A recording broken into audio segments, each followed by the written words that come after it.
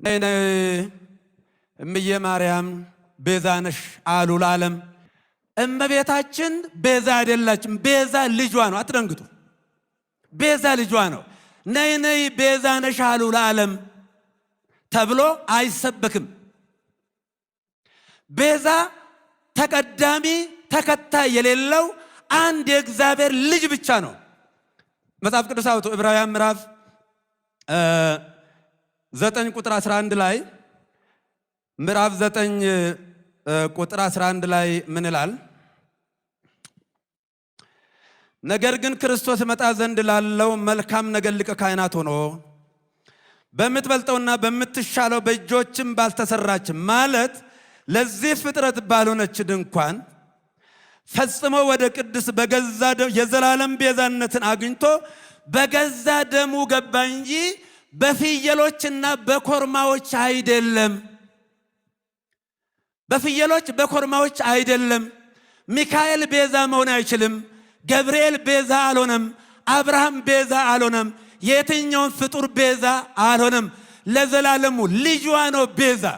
የእመቤታችን የቅድስት ድንግል ማርያም ልጇ የዓለም ቤዛ፣ የዓለም መድኃኒት፣ ለዓለም የተከፈለ ዕዳ በቀራንዮ ላይ የሞትና የኃጢአት መድኃኒት ሆኖ ለኛ የተሰጠ እጅግ የምንወዳቸው የምናከብራቸው ለጥቅም ያልተገዙ በብዙ ቋንቋ የመስበክ ተሰጥኦ ያላቸው ብፁዕ አባታችን ብፁዕ አቡነ ሄኖክ የአዲስ አበባ ሀገረ ስብከት ሊቀ ጳጳስና የቅዱስ ሲኖዶስ ቋሚ አባል እንዲህ በማለት ሰሞኑን መነጋገሪያ በሆነው በአቡነ ገብርኤል ስብከት የእመቤታችንን ክብር በፌስቡክ ድረገጻቸው ላይ አስፍረዋል። ንትፈሳህ ኩልን በዝክረ ስምኪ ጥዑም ወበደመ አስካልኪ ወአድም ቅድስት ማርያም ቤዛዊተ ኩሉ ዓለም በማለት ለድንግል ማርያም ያላቸውን ፍቅር መስክረዋል። ቡራኪዮ ትረሰን። አሁን ሁሉም በድንግል ማርያም ድርድር እንደሌለ እየገለጸ ነው። ኦርቶዶክሳዊ ሚዲያ መምህርና የቁርጥ ቀን ልጆቿ ድፍረት የተሞላበትን የጳጳሱን የኑፋቄ ትምህርት እያወገዙ ቤዛዊነቷን እየመሰከሩ ይገኛሉ። ክበሩልን። የቅድስት ቤተክርስቲያንን የቤተ ክህነቱን ምላሽ ደግሞ እንጠብቃለን። በአውሮፕላን ስንሄድ ድንገተኛ የአየር ግፊት ለውጥ ሲከሰት ወይም ደመና ሲበዛ ሰዎች የማይጠበቅ ቃል ይናገራሉ። በዘመናችን ደግሞ አየሩ ጥሩ አይደለም። ብፁዕ አባታችን መድረኩ የተፈጠረው የአየር ለውጥ አናግሯቸው ከሆነ እንዲህ ለማለት ነው ብለው ያስተካክላሉ ብለን እንጠብቃለን። ከጳጳሳት የሚጠበቀው ግን ድንገተኛ የአየር ግፊት ለውጥ ሊከሰት ስለሚችል ቀበቷችሁን ታጠቁ የሚል የማበረታቻ ንግግር ነበር። ሆኖ ሰዎች ደካሞች ነን፣ እንሳሳታለን፣ ግን ለመታረም ቀና መሆን ይገባናል። ብፁዕ አባታችን አቡነ ገብርኤል የዘውትር ጸሎት ሲጸልዩ መስቀል ኃይልነ መስቀል ጽንዕነ ብለው መስቀል ቤዛና የሚለውን ይዘሉታል ወይ ብለው ሰዎች ይጠይቃሉ። ጸጋን የተመላሽ ሆይ ደስ ይበልሽ፣ እግዚአብሔር ካንቺ ጋር ነውና። ያ የሰማይ መልአክ ነው ይሄን ያለው፣ ገብርኤል ነው ይሄን ያለው፣ ተራ ሰው እንዳይመስላችሁ። ጸጋን የተመላሽ ሆይ ደስ ይበልሽ ያልነው ከዚህ ተምረን ነው። ገብርኤል አስተምሮን ነው። እኛ ፈጥረን እንዳይመስላችሁ። ከነቢያት ሄደህ መስክር የተባለ አይደለም። ከሰማይ ከመላእክት ወገን ገብርኤል ሄደና ከሴቶች ሁሉ ተለይተሽ አንቺ የተባረክሽ ነሽ አለ። እንዴት ደስ ይላል! አንተ ንጽሕት ናት፣ ቅድስት ናት። እንዴት አይነት አኗኗር እየኖረች እንደሆነም ታውቃለች። መልአኩ መጥቶ እንዲህ ሲላት እንደው ሔዋን እናቴን ያሳተ አባቴን አዳምን ከገነት ያስወጣ ሌላ ተቃዋሚ ጠላት ይሆን እንጂ እንዴት አይነት እጅ መንሻ ነው ይሄ? እንዴት ይገባኛል ይሄ አለች። በቅቻለሁ፣ ልክ ነው፣ መልአክ ተልኮ ነው አላለችም። ኧረ አይገባኝም፣ እኔ አይገባኝምና ይሄ አይነት ሰላምታ ከየት መጣ አለች። ወርእያ ደንገጸትም ቃሉ እንዲህ ከዚህ ከንግግሩ የተነሳ ሰምታ ደነገጠች። እንዴት ይሆናል አለች። አቤት መልአኩ ዝቅ ብሎ አሁንም ኢትፍርሂ ማርያም አለ። እጅ እየነሳ እኮ ነው ዝቅ እያለ። አቤት እግዚአብሔር ካከበረ ምንም ማያከብረናል። ከሰይጣን ውጭ ምንም ማያከብረናል። በእውነት ዝቅ እያለ በትህትና ነው። ኢትፍርሂ ማርያም እስመ ረከብኪ ሞገሰ በኀበ እግዚአብሔር። ማርያም ሆይ ይሄን ሰላምታ በማቅረቤ አትፍሪ፣ ይገባሻል። ምክንያቱም ከእግዚአብሔር ዘንድ ምንን አግኝተሻልና ባለሟልነትን አግኝተሻልና ማርያም ሆይ አትፍሪ አለ። ባለሟልነት ማለት ምን ማለት? ተቀባይነትን፣ ተወዳጅነትን በእግዚአብሔር ዘንድ አግኝተሻልና ምን ይበልሽ? ደስ ይበልሽ፣ ከሴቶች ሁሉ ተለይተሽ የተባረክሽ ነሽ አለ። እኔ እንዲህ ዝቅ ብዬ ባመሰግንሽ፣ ደስታ ይገባሻል ብልሽ፣ ሰላምታ ባቀርብልሽ አይድነቅሽ፣ በማን ዘንድ ተቀባይነትን አግኝተሻልና። አዎ እግዚአብሔር ካከበረ የማያከብር ምን አለ? እግዚአብሔር አከበረ፣ መልአክ ከሰማይ ወጥቶ አጎብድዶ ሰላም ላንቺ ይሁን አለ። እግዚአብሔር አክብሯታልና እግዚአብሔር ያክብራችሁ። በእውነት እግዚአብሔር እንዲያከብረን ሆነን እንገኝ። ኧረ ይህ አይደለም ማርያም ትጸንሻለሽ፣ ወንድ ልጅ ትወልጃለሽ ማለት ከሶስቱ ቅዱስ አንዱን ትወልጃለሽ። ይህን ንገር ተብዬ ነው የመጣሁት ማለት እኮ ነው። ወይ ግሩ ሰላምታው ሲከብዳት እንዲው ደስ ይበልሽ ከሴቶች ሁሉ ተለይተሽ የተባረክሽ ነሽ የሚለው ነገር ይሄ ቃል እየከበዳት እያለ ትጸንሻለሽ፣ ወንድ ልጅ ትወልጃለሽ ማለት ከሶስቱ ቅዱስ ቅዱስ ቅዱስ ቅዱስ ተብሎ ከሚመሰገነው ከሶስቱ አካል አንዱን ትወልጃለሽ። ወትሰሚዮ ስሞ ኢየሱስ፣ ስሙንም ኢየሱስ ትይዋለሽ። ትወልጃለሽ፣ ስሙንም ኢየሱስ ትይዋለሽ። ኢየሱስ ማለት ምን ማለት ነው? ምን ማለት ነው? መድኃኒት ማለት ነው። ሊቀ ጳጳሱ ጉዳዩን ባውቃለሁ ባይነት ያለ አውዱ ከመጠን በላይ ወደማይባለው ትርጉም ለጥጠው ነው እያስቀሳሰሩ ያሉት።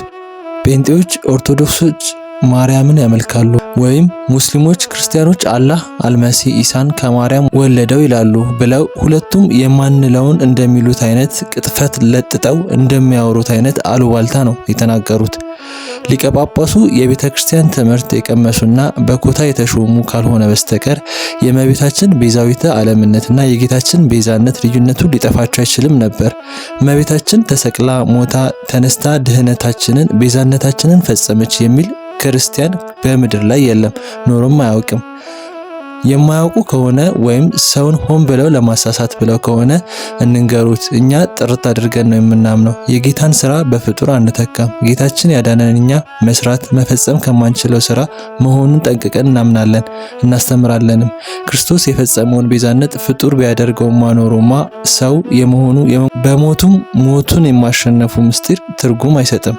የአዳም ልጆች ለዘመናት በዲያብሎስ ቁራጭነት በኃጢአት ምርኮና በሞት ቅጣት ስር ያለፉት የሚያድናቸውን መድኃኒታቸውን በመጠባበቅ ነው። ያ መድኃኒት የመጣው ከአዳም ልጅ ንጽሕት ሆና ከተገኘች በእመቤታችን በኩል ነው። እመቤታችን ቤዛዊተ ዓለም መባሏ የዓለም ቤዛ ዘተሰገወ እምኔኪ ስለምንላትና ጩኸታችንን ፍጻሜ የወለደችልን ወላዲተ አምላክ በመሆኗ ነው። ቤዛዊተ ዓለምነቷ ከዚህ የተነሳ ነው። በእኛ ቦታ ባህሪያችንን ወክላና ሰዎች ያልቻሉትን እርሷ ግን በሁለመናዋ ንጹሕ ሆና በመገኘቷ አምላክን በመውለዷ የባህሪያችን ተወካይ በመሆኗ ቤዛዊተ ዓለም እንላታለን። ቤዛነት ምትክ፣ ካሳ ተብሎ ይተረጎማል። የእመቤታችን ቤዛነት የባህሪያችን መመኪያ በመሆን ነው። የጌታ ቤዛነት ደግሞ ባህሪያችንን ገንዘብ በማድረግ ካሳ በመክፈሉና ድህነታችንን በመፈጸሙ ነው። ዋናውን ቤዛ በደሙ ካሳ ከፍሎ የገዛንን የወለደችውና ሰው የሆነባት እመቤታችን ናትና በእውነትም ከቅዱሳት መጻሕፍት ጋር ህብረት አድርገን ቤዛችን የባህሪያችን መመኪያ እንላታለን። ከፍጥረት መካከል ከእመቤታችን ውጭ ወላዲተ አምላክነትን የተሰጠው የለም፣ አልነበረምም፣ አይኖርም። እመቤታችንን ንግሥተ ሰማይ ወምድር ያሰኛት ቅሉ ከንጉሥ በቀኝ ተቀምጣ ከንጉሱ ምልጃን የምታሰጥ ንጉሱም የሚሰማት የንጉሱ እናት ንግስቲቱ ብቸኛዋ ፍጡር በመሆኗ ነው። ይህ በእርግጥ በኑፋቄ በተበላሸ በሌሎች ፕሮፓጋንዳ በተሞረደ ጭንቅላት በጥልቀት ለማሰላሰል የማይቻል ታላቅ ምስጢር ነው። እኚህ ጳጳስ ተፈጸመ ተስፋው አበው በማርያም ድንግል ወበቀራንዮ ተተክለ መድኃኒተ መስቀል የሚለውን ምን ብለው ነው የሚረዱት? መድኃኒት ክርስቶስ እንጂ መስቀል አይደለም የሚሉ አውዱን የሳተ ትንታኔ መስጠት ይቻላል። ከቶ እየተቃወሙ ያሉት ማንን ይሆን? ቅዱሳት መጻሕፍትን ነው ወይስ ሰዎችን ነው? የሚናገሩትን ተረድተውታል ወይ? ዘውትር የሚጸልዩ እስከሆነ እሰግድ ለመስቀለ እግዚእነ ኢየሱስ ክርስቶስ ዘተቀደሰ በደሙ ክቡር መስቀል ኃይለነ መስቀል ቤዛነ መስቀል መድኃኒተ ነፍስነ አይሁድ ክህዱ ንህነሳ አመነ የሚለውን እንዴት ነው የሚተረጉሙት? መስቀል ቤዛነ አለባቸው እኮ መስቀል ደሙን አፍሶ ካሳ ከፍሎ ተሰቅሎ ቤዛ ሆኖ አዳነን የምንል ነው የሚመስላቸው ማለት ነው። የመስቀልን ቤዛነት፣ የእመቤታችንን ቤዛነት፣ የአምላክን ቤዛነት ለያይተን የማናውቅና የማንረዳ እሳቸው ዛሬ የተረዱትና የተገለጠላቸው ነው የሚመስላቸው ማለት ነው። ዳህጸ ልጻን ሊሆን ስለሚችልና ተጸጽተው ሊያርሙት ከቻሉ በሚል ጠንካራ ቃላት ልንናገራቸው አይገባም። በጣም በርካታ ንባብ ማስረጃ ከሊቃውንቱ ማምጣት ይቻላል። አባት ነኝ ለሚል ሰው በሞቅታ መናገር ራስን ያስገምታል። አባት ማለት የሚናገረውን የሚያውቅ ለንግግሩም ፈሊጥ ያለው ሰከን ያለ እንጂ ጊዜውንና ነፋሱን ተከትሎ የሚነፍስ ማለት አይደለም። በነገራችን ላይ ኦርቶዶክሳዊት ቤተክርስቲያን ኮ ሪደምፕትሪክስ የተባለውን የእመቤታችንን የሰው ልጅን በማዳን ከክርስቶስ ጋር ትጋራለች የሚለውን የካቶሊክ ትምህርት እንደምንቃወም ያውቅ ይሆን ነው። ኦርቶዶክሳዊ የነገረ ድነት ትምህርት የፍጡርንና የፈጣሪን ስራ የማያደባልቅ ብቸኛው በደሙ የገዛንና ፍጡራን ማድረግ የማይችሉትን በማድረግ ቤዛ የሆነን መድኃኒታችን ኢየሱስ ክርስቶስ መሆኑን ጠንቅቆ የሚያስተምር ንጹሕ ትምህርት ነው። ነገር ግን አምላክን በድንጋሌ ሥጋ በድንጋሌ ነፍስ የወለደች እመቤታችን የሰው ልጆች የ5500 ዓመታት ተስፋ የተፈጸመባትና አምላክም ሰው የሆነባት ከፍጡራን በላይ ከፈጣሪ በታች የሆነች ንግሥት ሰማይ ወምድር መሆኗን እናምናለን። ቤዛዊነቷም ከዚህ ረቂቅ ምስጢር የሚቀዳ ነው። ይህ ካልተዋጠላቸው ቤቱን ለቆ ቆቡንም አስቀምጠው በከረባት መራወጥ ይቻላል። በቤቱ ስም ማጭበርበር ግን አይቻልም።